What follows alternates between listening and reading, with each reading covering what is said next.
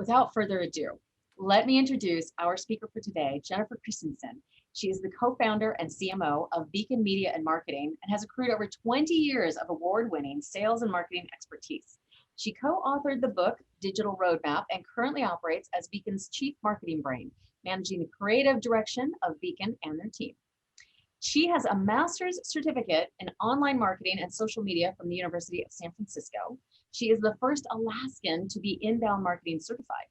Alongside her business partner, Adrian, she was jointly recognized as the Marketing Visionary of the Year by the American Marketing Association of Alaska. And in addition, she was named Marketer of the Year by AMA Alaska. Please help me welcome Jennifer Christensen. Thank you so much. Take it away, Jennifer. Thank you. Thank you so much. I'm really excited. I didn't think that my business partner and my co-founder, Adrian, was going to be able to join, but she is. And so she is here with me as well. So we're going to be joint presenting today. And I just hope you guys end up loving LinkedIn as much as we do. It's definitely the non-sexy social network, but there are so many good advantages to that. So as there's been a lot of turmoil and everybody else, the other social networks, LinkedIn has stayed pretty quiet. And as you guys will see, there's just a lot of good reasons to love LinkedIn. Thank you so much for answering these questions too. That'll help us make sure that we're tailoring this information to what you guys are looking for. So thank you, that is great. And Adrian, I think you're going to be sharing the slides and starting there.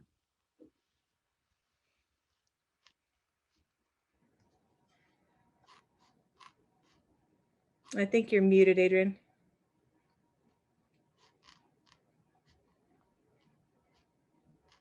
Okay, so it looks like a lot of, which this is great. So it looks like a lot of marketing your business development. That's great. That is actually what we tailored this around. So that is really good news. There's a lot of different aspects to LinkedIn. But I will start with the case for LinkedIn, why it's worth your time. And if you want to go to second slide, as you guys are still answering that, thank you for doing that.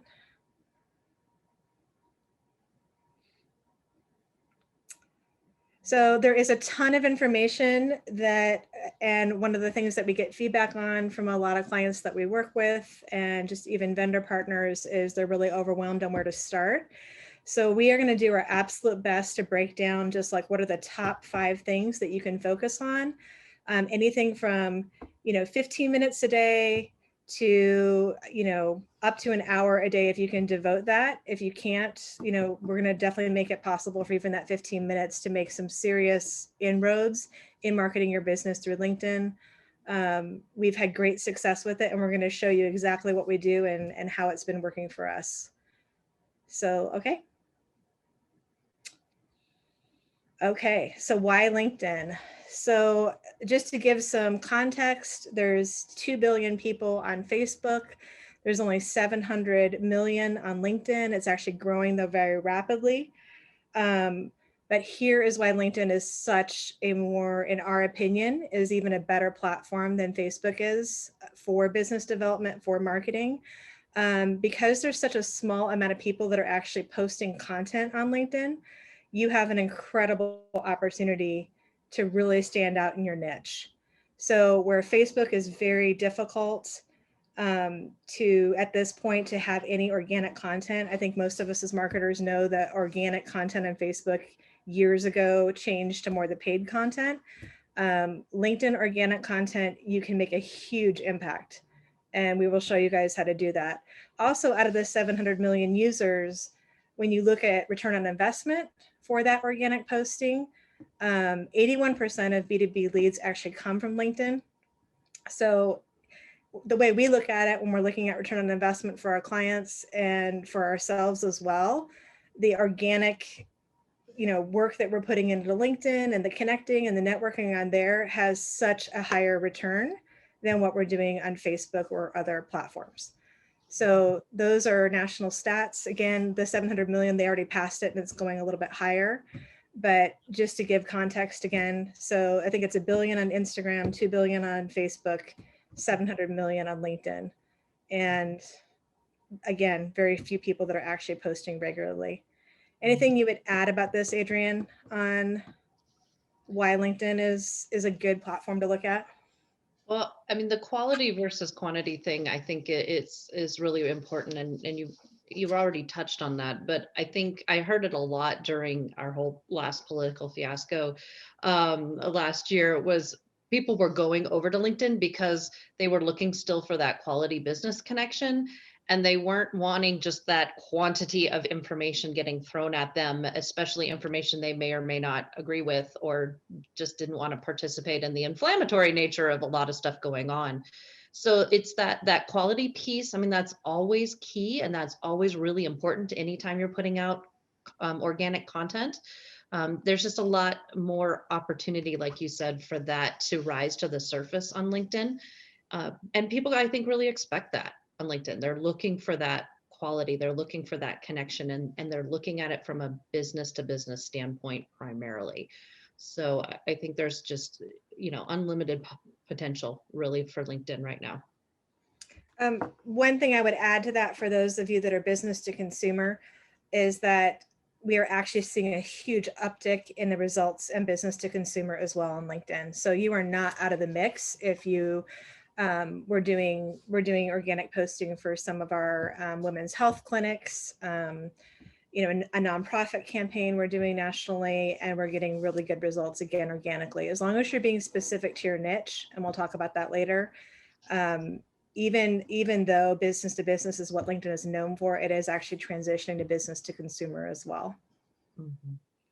And just a little housekeeping as we change slides. If you guys have questions specifically, if you want to put them in chat, that would be great. I am watching that and paying attention to that, and I will try to answer them if they're pertinent for now, or save it to the end. But please just go ahead and put them in there so we know what you guys have questions on. So here's the 5 action items we're going to cover today. And again, we had to narrow it down, but we feel like this is going to absolutely make the biggest impact with the least amount of effort from this. And our whole presentation today is really centered around these top 5 action items. So we're going to dig in deeper to each one of these as we go through the presentation today. And then our workshop is really going to hone in again on these 5. And this is really where we're going to dig into how exactly the nitty gritty of how you do it. Yep. Yeah, hopefully we'll have some folks in the workshop we can actually take as examples and even work on the pages right there, which I think is going to be great. Francie's like, yes, let's do it. Be that volunteer. So the number one, and I'm sure, most of you guys, if you've read or, been through any of these on LinkedIn, is optimizing your profile. It's actually more important on LinkedIn than the other social platforms because of how LinkedIn's algorithm works. And if you don't mind, Adrienne, I'm going to share screen and show, well, actually, do you want to go through the top 5 first, and then I'll go in when we do that? Yeah, I think that'd be great. So, and then we're talking about optimizing your personal profile, not necessarily your business profile. The company profile on LinkedIn does not have the same, it does not work the same way as Facebook. So being able to get organic engagement on your company profile is just very, very difficult. It's the amount of return on investment you can get by optimizing your personal is way, like 90% higher than it would be for your company. It doesn't mean you shouldn't have a company profile. That's kind of like your landing page where people can go back to, but it's not the place where you're going to grow business development and marketing. It's going to be through your personal profile. So again, we'll talk about that specifically when we get into it. And your LinkedIn profile is really, I mean, that's that first impression. Like in a networking situation, I mean, that's how you present yourself, that's how you dress, that's how you carry yourself. This is the digital version, really.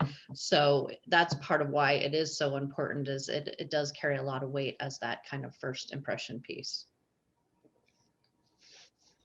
Okay, this one is really tricky.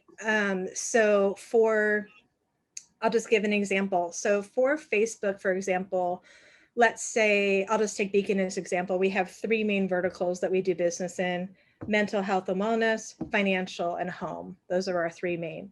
So when we market on Facebook, we can do dark posts, we can do targeted ads, and we can do targeted content towards those 3 things very easily.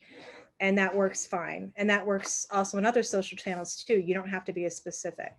With LinkedIn, because it's all about your personal profile and them connecting with you and how LinkedIn's algorithm works, you really have to pick one. So if you're gonna make a really big dent, you have to pick one specifically. So it can be by location and area that you want to pick. So it can be a hyper local, it can be by service, or it can be by vertical. But that's something even we struggle with as a company, and that's why we have 3 of us that are actually working on our verticals specifically, so that we can actually become experts in those different areas. So again, we'll get into that, but this one is a little bit more nuanced and really important if you're going to make a big impact on LinkedIn. Mhm. Create content strategy. You want to talk about this one? Sure. So I think all of us as marketers to some degree or another, I mean, we know we've got to have some kind of plan. It's one thing that most of our clients, when they come to us, you know, they've kind of fallen prey to the, well, we posted really good for like 2 days.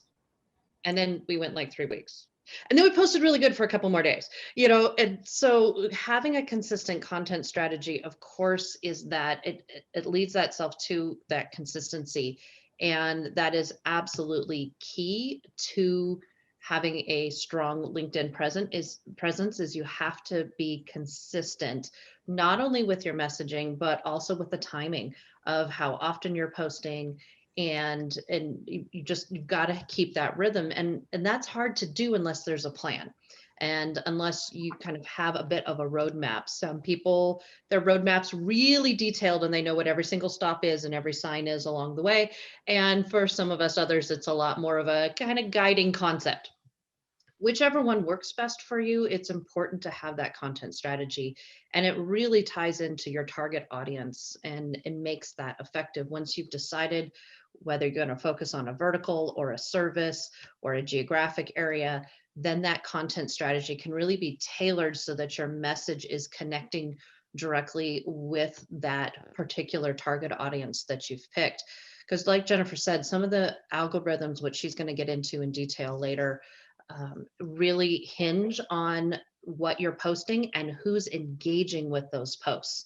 And so it's a kind of an amalgamation of, you know, is your target audience in your network, and are they commenting or liking or interacting with your posts? And so if you don't have a roadmap for what you're going to present and make sure that that message is consistent, both in tone and in consistency, you're really going to miss out on a lot of the kind of power behind LinkedIn with the way their algorithms are structured.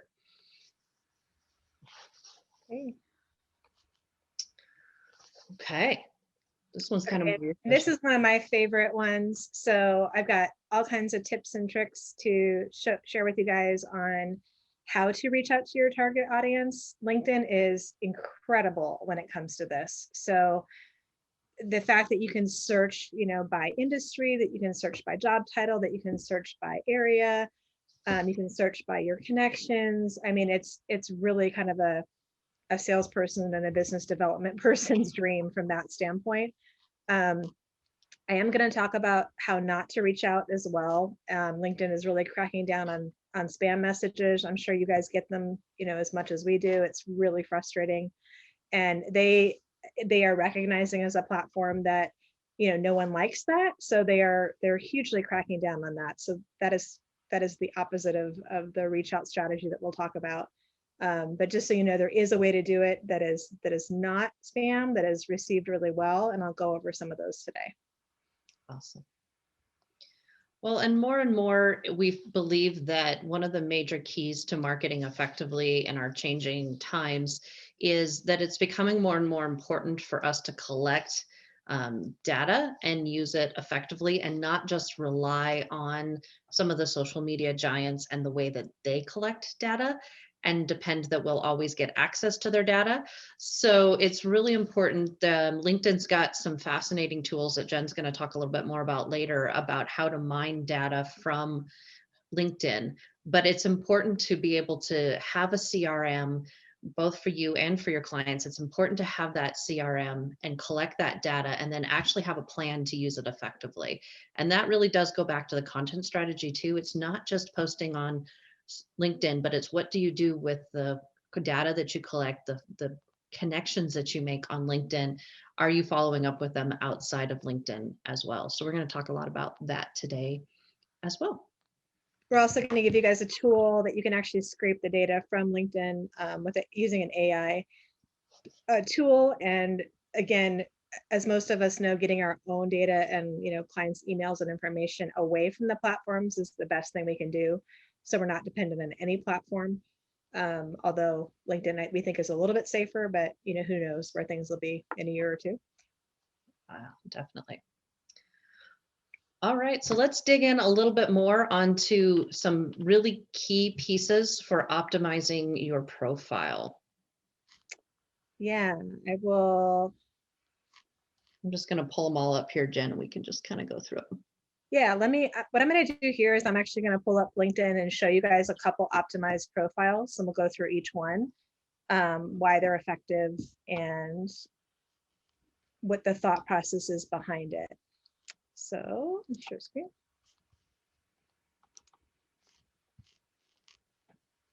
Okay, I'm going to actually use first one I'm going to use is somebody local. I think she's on. Sarah Katari, are you on? Can you raise your hand in chat? Hi, I'm here. Okay. Hey, Sarah. So I'm going to give a couple examples, but she is a great optimized profile. And just to kind of go over some of the things we're looking for. So the first thing is the photo. And she's got a lot of elements here in her photo that are really positive. So one thing, it does not have to be, a very serious kind of resume type old photo that we might be thinking of. So she's smiling, she's engaging, but if you notice it is, clear, it's not fuzzy, it's not showing her whole body, it's just more face and upper, and that is best practice for LinkedIn. That gets the best results. And then the background is a little bit faded, so she stands out. So this is a pretty ideal photo. I'll show a couple more photos. He's got a little bit more traditional photo, but still professional. Well done on that one. He's inviting, he's smiling, you want to engage with him, kind of a thing. Right. Again, if you think about LinkedIn, like the networking meeting at AMA or a networking meeting at Chamber, it's that first impression of, do I like you? Would I potentially do business with you? So, so that is also a great example. Cher Jones has a little bit, I would say, more, fashion forward. She is more creative, even in her field and the type of work she does. So I think that works really well for her as well. Ken, who is our business development manager, again, same thing. So you guys can kind of see the trend of why those are effective. So that photo is the first part. I will say also, just working with a lot of people on optimizing their profiles, they can get really stuck on the photo piece and, not want to do anything on LinkedIn because they don't like their photo. So if that's the case, good is better than nothing. So I would definitely say, I'll just put it this way. If you don't have your photo showing on LinkedIn, most people are not going to connect with you. Absolutely. So having a photo, even if it's not perfect to start with, I'd say go for it. Mm-hmm. One of the things that's really changed on LinkedIn over the last couple of years is this section up here and this section right here. And so basically what we're looking at from this top photo is how quickly can you get information about what it is that you offer. So if you're thinking, one of the questions earlier, actually 2 questions earlier in the chat were about like, how do you differentiate your personal profile to represent your business well? This is definitely a good way to do it. So you can see right away, like Sarah's got the name of her business. So that's something I could easily Google and look up her website. She tells me exactly what it is that she's doing. And then this is pretty far out there, Sarah. Like she actually has an offer even right on the piece right there. I think that's pretty impressive. So it's clear to me that she's, solo entrepreneur, freelancer. She says that right in here, and you can just see how these two pieces match each other really, really well. I know exactly what she's doing, how she can help me. And then she even has an offer, which is pretty high end. Again, Matthew, same thing. So his is a little bit different style. You can tell he's appealing to different maybe businesses than Sarah is. But he's very clear. This is what I do. This is who I'm solving a problem for. And he's got that right away. So when you click on his profile, you know what he's offering. And again, same thing. So very clear. You can see how this is doing it. And then the one for Beacon is pretty clear. We work with small businesses across America. We're a digital agency. This is what we help businesses do. So clear messaging, telling people what it is that we do. You have anything to add on those two pieces, Adrian? More from like graphic side or just impression? I think that, you know, a lot of people, this is similar to this headshot. People get really hung up on this particular piece. I liked Matthew Hunt's example. I'm glad Jennifer brought that one in, because there's not super strong graphics in this one per se. It's not super creative, but it still gets the message across. It's laid out well, but it doesn't have to be way out there creative, I guess is my point. So it's better to have something that is a little more basic. You can even use Canva, and you can bring in a photo, but it's more important to have something that's not super distracting and to communicate your message. And so the days of having just a, you know, pretty photo of a mountain or a river or something along those lines are kind of long gone. So it's better to have something a little more simple, but still convey the message, than it is to get hung up on something that's so creative that maybe you miss the effectiveness of it. Love that. And I'll go to chat here in a second too. So the next thing on ours is the header piece, which is really what we just talked about. That was, I think I skipped to that. So I did photo and header. Well, you had the headline. Sorry, maybe that's my bad. So yeah, okay. You hit the header image, and headline is next. Okay, so the headline has really changed dramatically on LinkedIn as well. So it used to be that the headline was more what your job title was, and what you did for work, or even if you were owner of a company, maybe like the name of the company. And that has changed dramatically into, I mean, really, it's more of, this is how I can help the people that are looking at my profile. So this is a great example of that. So he's saying my target is CEOs. So if I'm a CEO or C-suite, then I'm looking at this going, okay, he can help me, with LinkedIn content. This is what he does. He's got his website right in here. And I'm going to address the emoji. Sarah, do you want to give an example of, because you've got emojis in yours too, and I know we do in ours. Do you want to address even like why having emojis like that? Sure, I can hop in on this. So if you guys see after my first little part of the headline, there's a lightning bolt emoji. So I've done this for a couple of reasons. Recently, I was described as having a sparky mind, and I really, really liked that. So, there's a lightning bolt, sparky mind, but it's also part of my brand colors too. So my brand colors are yellow. Obviously, there's some blue there to complement that yellow in my header. So I thought it was perfect with, being sparky, having impact, and just honestly being straightforward with the brand colors. And then the second one you see there is a thought bubble. So of course that relates directly to I make B2B concepts less confusing with thoughtful content. So when we get into content later on in the workshop and later on right now as well, you'll see how having a specific kind of content, mine being very thoughtful, can help kind of complement not only your profile, but your marketing strategy and brand overall. So definitely more of a new way and new approach, of course, but it's not just for, young marketers or modern marketers like Beacon. You can really implement any kind of emojis, even more serious ones, into your headline too. Love it. Yeah, I mean, when we look at the research, people basically, it breaks up the words, and it's a way to break it up in a way that also just the way people respond to information, they're more visual. So if it's an emoji that fits, I mean, you may not think of LinkedIn as being the type of place for that, but it absolutely is effective. And most people that are on there sharing content a lot, you will see the emojis being used more often. So you want to share about this one, why this one works for you, Adrian? Or do you want to look at share maybe? Any particular one? Yeah, I think both of them, both Shares and Matthews, I mean, it's very clear they have completely different target markets in who they're trying to reach with that. But I think they both do a very good job with who they're trying to connect to. I do find it funny, to be honest, maybe ironic, that Matthew, who's much more of a corporate look and feel to his and reaching out to CEOs, has emojis, whereas Cher, who's much more casual and fashion focused, does not. I Right. think just, and part of that's just some people are really comfortable using them and some aren't, you know? But I do think it can be, like Jen said, if nothing else, it's a good visual tool. If you're not somebody who communicates in emojis very often, it's still worth exploring them a little bit, really because of how it does break up the content. So you take a look at Shares versus Matthews.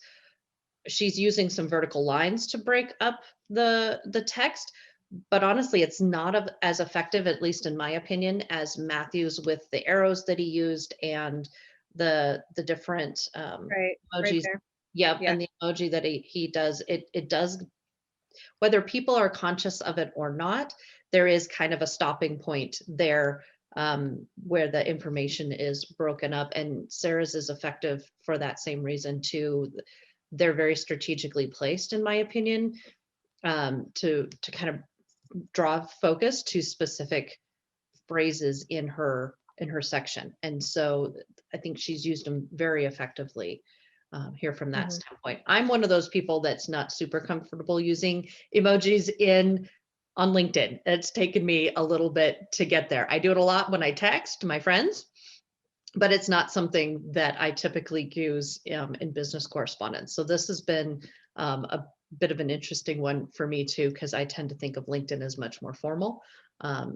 And emojis in my mind don't fit into the formal communication, but that, like Jen said, that's really changed and is a pretty dramatic change just recently. So one other thing I want to focus on, and this is not super common, but this is, I think part of branding yourself and this part of the marketing part. I mean, a lot of you are talking about business development and how do you represent your company well with your personal page. So part of that too is being authentic and true to who you are. So I tend to be very relational in my approach. That's who I am as a person. You know, I'm a little bit maybe less of like the style of Matthew, less corporate. So even in mine, I have like, this is what I'm doing. This is how I can help you. But I also have that I'm a mom. And so you will see that from time to time. That's really your preference, I would say. And as long as it's authentic to you, it's effective.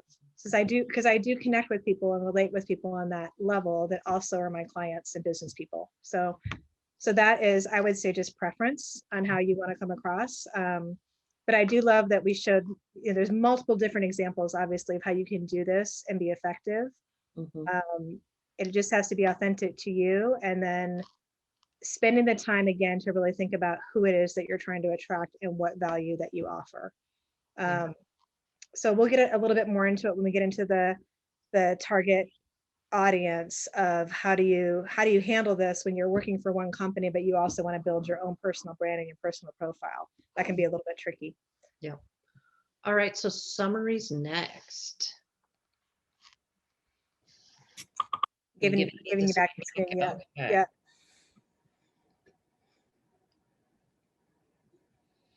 All right. So summary part. Do you want to touch on this one? Yeah. So summary. Should I go back to share screen? I guess I should. Go for it. Thank you. So your summary can be right up here. So it can be the information right at the top. Also in your about, we have the about section on there too, right? No, just your experience. Okay. So what most people look at when they've done the UX, the user experience studies to see is that they'll take their mouse and they kind of go here, here, and then they immediately go right down here. So his is immediately going to the services he provides on this section of it. This one's not very long. I mean, that one's okay. I wouldn't say that one's fantastic.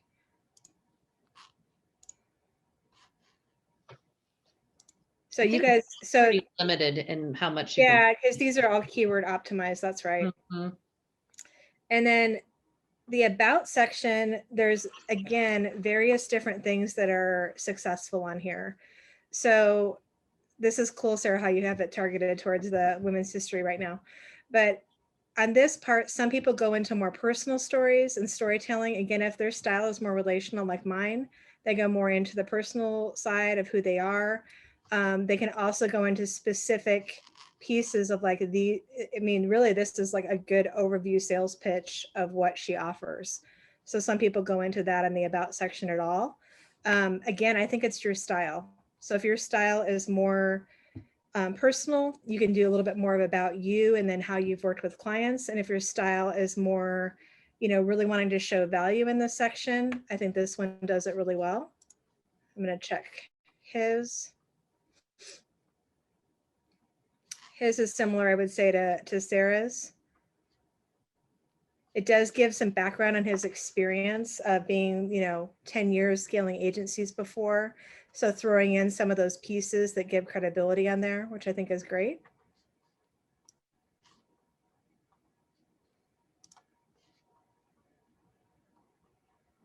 And this, again,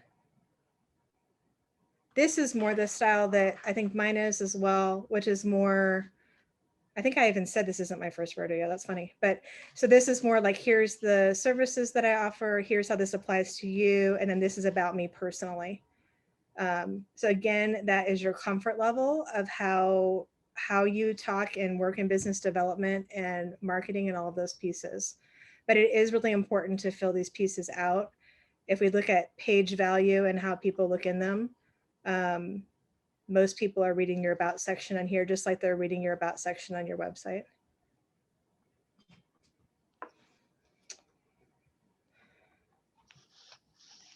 And then do we have experience on there, Adrian? We do. That's the last one. Yeah. Do you want to talk about this piece? Yeah. So, I mean, LinkedIn, their whole profile is a much more personal resume, a much more customizable resume than what we can just, you know, print out on a piece of paper and send to somebody or email a PDF. So your experience is very similar to your experience section on a resume, but there's some great opportunities to really enhance that. Just like what we've done here, you can see that there's actually links and attachments built right into this experience section. So you can actually put screenshots or different pieces in here to work that you've done, whether it's online or stuff that you upload. So it brings it to life. I mean, we've all looked at resumes and been like, well, they look good on paper, but you know, this gives so much more depth, and people do check out the things that are linked on here. And I do really love the timeline sort of piece. You can see that she's got a bunch of different pieces that she's posted in here. So I think this has really grown a lot. It used to just be a list of, I did this, I did this, I did this, just like a resume. This is one of the pieces that I love that LinkedIn has really expanded in recent years. And we'll get into this in a lot more detail in the workshop, but this part is very important to spend some serious time on. It is so worth the time to really flesh this out. And you can see she uses a lot. She's got bold in here. She's got capitals in here. She's got asterisks. There's a lot of variation in even the way she's presenting the information, which that helps visually break up as somebody's skimming through there. It's the bold obviously is going to catch their eye.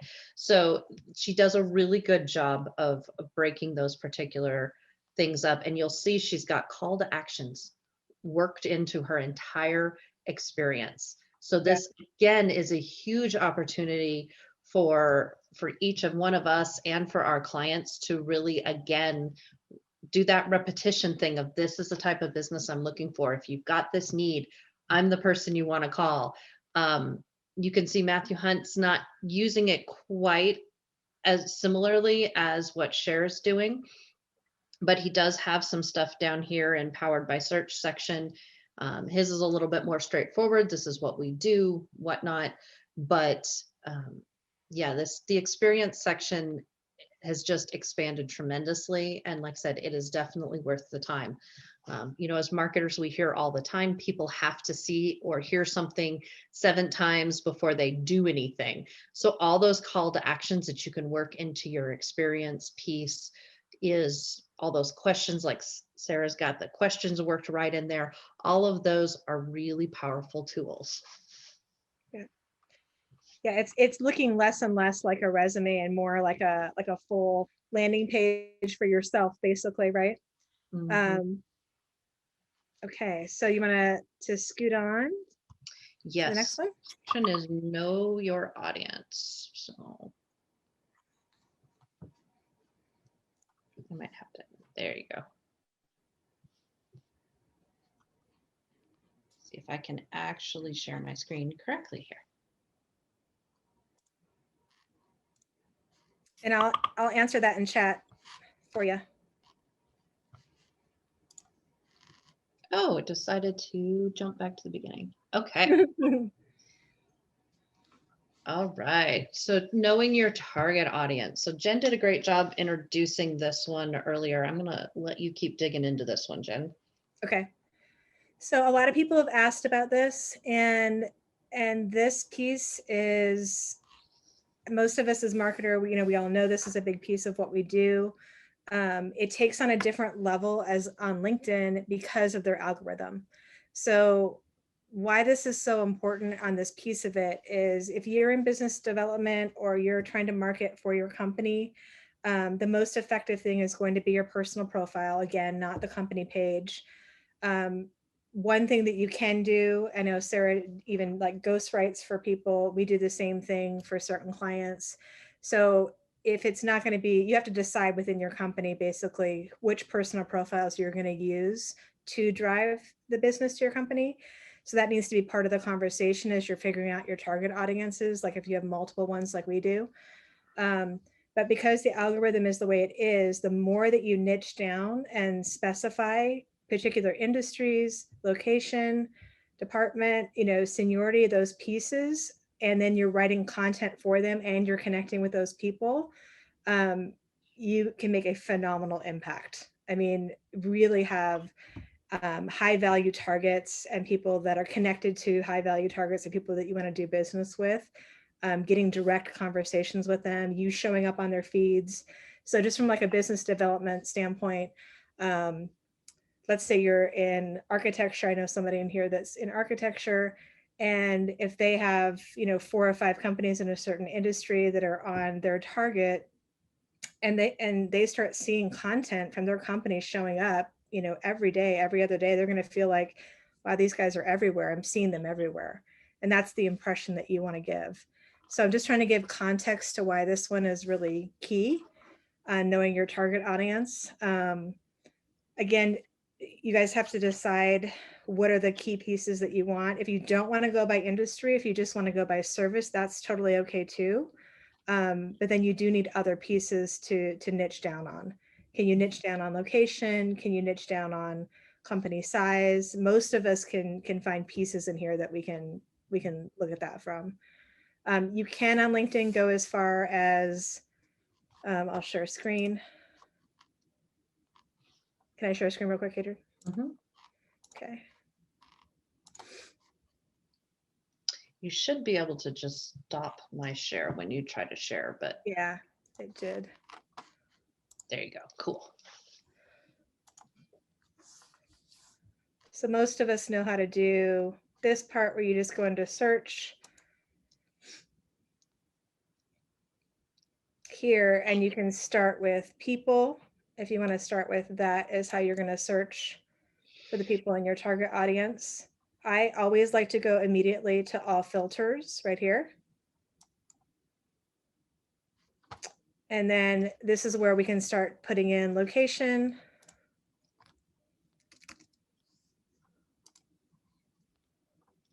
We can add companies if we want to do that, specific companies that we're targeting. These are going to be the larger companies though. Some of the smaller ones aren't going to show up in there, so just be aware of that. You can target by school, so what college that they went to if you want to do a connection group to a specific school. And then industry is critical right here. So I'll just put in marketing and advertising in English.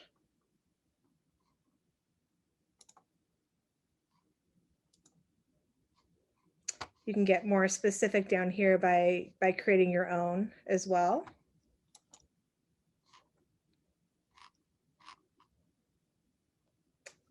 Okay, and so based on, so mine was maybe too specific because it only gave me 13 results. So I can go back and make that a larger pool. But on this one, you're going to see that by location, those are all showing up since I put in Alaska. So that's who I'm getting in here.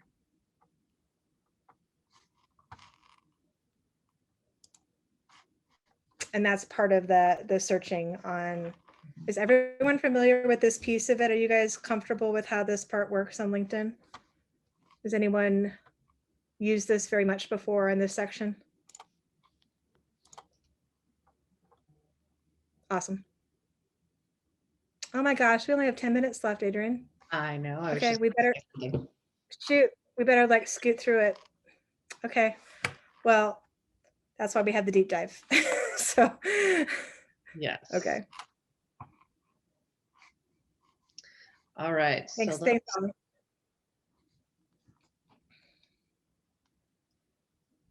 all right. So again, content strategy. Jen and I are going to jump back and forth on this one a little bit. I'm going to jump into the value add content piece. The storyteller piece is a lot more Jennifer's realm there, but value add content is a lot of it is about providing something of value that the people that are in your target group want. So it's value add content's not necessarily an inspirational quote per se, not that people don't appreciate that, but value add is kind of the same thing like in our industry of, hey, give me your email address and I will give you a downloadable ebook that's going to be helpful. Value add content is still that way within LinkedIn. So it might be a statistic about your target audience's industry, something that's relevant to them, kind of a, did you know that in your, in the such and such industry, this is an emerging trend. That's a valuable piece of content to share with particular audiences or particular target audiences. So that's a very powerful thing that you can use in your content strategy. And we'll get into some more examples later, but since we're running out of time, I'm going to stay real 10,000 foot view there. Okay. So most of our clients, what we see best practice is it's being consistent in the content. So going back and forth between the storytelling and the value.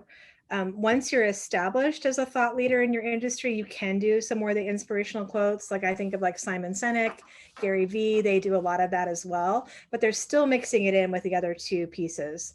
So storytelling is really sharing how you overcame something that you're struggling with that people in your target market can also relate to. So if it's business to business, you can share some of those business stories with them. Adding a piece of vulnerability and a solution to it is really good. So I think about how Facebook organic used to be 5-6 years ago, and this is very similar in the style on the storytelling piece. I think there's lots of examples of people that do a great job with this. On this part of it, I think when you're starting out and creating your content strategy, it's more about posting 2 to 3 days a week, being consistent, even if it's a little shorter and sweeter, but it is targeted correctly, you're going to have better results than trying to write seriously long books and content pieces on here, but not be consistent with it, which we talked about before. So yeah. 2 to 3 times a week, if you can go back and forth between storyteller and providing value to the correct target market, you're going to be successful. Yeah. Okay, so how to reach out to your targets without spamming people. Yeah. So that's what I was getting into to show you guys, some of those pieces of how you can start finding your target markets once you have that established of what that is. And what I have found that's really successful, that works great in this, Sarah and I were actually talking about this yesterday. I think you connected with some people that knew me, and then you basically said, hey, I'm going to be on this LinkedIn thing with Jennifer. I see that you might be in the same industry. So it's more of that relational connection, right? More like a networking relational connection piece. I find that that works very successfully in the right target market. So it's more of a, this person, I know this person, let's connect. The spamming is generally considered if you reach out to somebody and you immediately ask for something.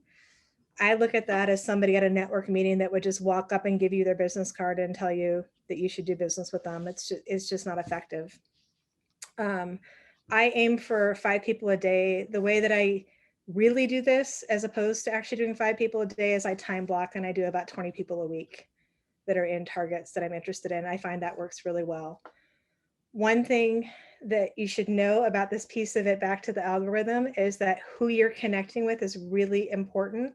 So if they're outside of the people that you're trying to actually do business with, or that might be a good referral source for you, that can actually hurt you. So if you're connecting with just people all over the place and you're not really, being thoughtful about, is this a good person to have on my feed? Then that can actually hurt you, because the way their algorithm works is going to show your content and show their content to each other.